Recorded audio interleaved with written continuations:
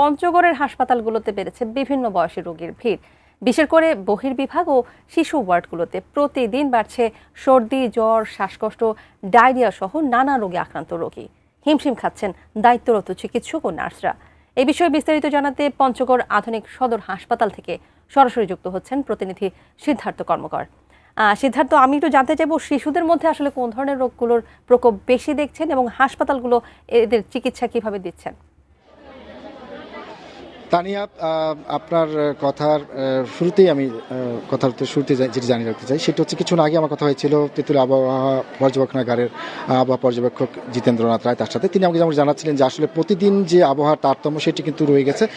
দিনের সর্বোচ্চ তাপমাত্রা সেটি কিন্তু কখনো 30 থেকে 35 ডিগ্রি সেলসিয়াস যেমনি থাকছে, তেমনি সকালের দিকে সেটি কিন্তু সর্বনিম্ন তাপমাত্রা থাকছে কিন্তু 20 থেকে 22 ডিগ্রির মধ্যেও নেমে যাচ্ছে। তো এই যে তারতম্য, এই কারণে কিন্তু বিভিন্ন ভাইরাসজনিত বিভিন্ন রোগে আক্রান্ত হয়ে শিশুরা বিশেষ করে তারা আক্রান্ত হচ্ছেন এবং বিভিন্ন বয়সী মানুষও কিন্তু আক্রান্ত হচ্ছেন। বিশেষ জ্বর, সর্দি, কাশি, নিউমোনিয়া সহ ডায়রিয়া এরকম বিভিন্ন রকম রোগের লক্ষণ নিয়ে তারা কিন্তু আসছেন এই হাসপাতালে। আমি দাঁড়িয়ে রয়েছি পঞ্চগড় আধুনিক সদর হাসপাতালে। এখানে কিন্তু বহির্বিভাগে আমরা দেখতে পেয়েছি অনেক ভিড় এবং এখানকার যে আবাসিক মেডিকেল অফিসার ডাক্তার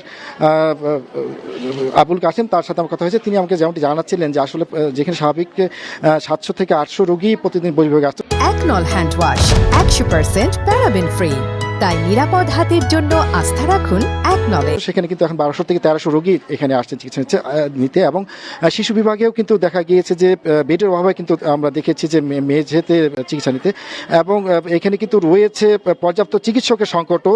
37 জন চিকিৎসকের বিপরীতে রয়েছে আমরা দেখতে পেয়েছি মাত্র 17 জন চিকিৎসক তারা চিকিৎসা সেবা প্রদান করছেন। এছাড়া পরিচ্ছন্নতা যথেষ্ট অভাব আমরা কিন্তু লক্ষ্য করেছি, পরিচ্ছন্নতা কর্মীদেরও অভাব রয়েছে।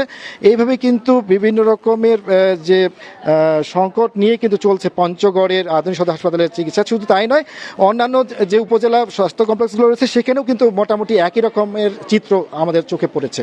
তো এই ছিল পঞ্চগড় থেকে আমার কাছে সর্বশেষ তথ্য। তানিয়া।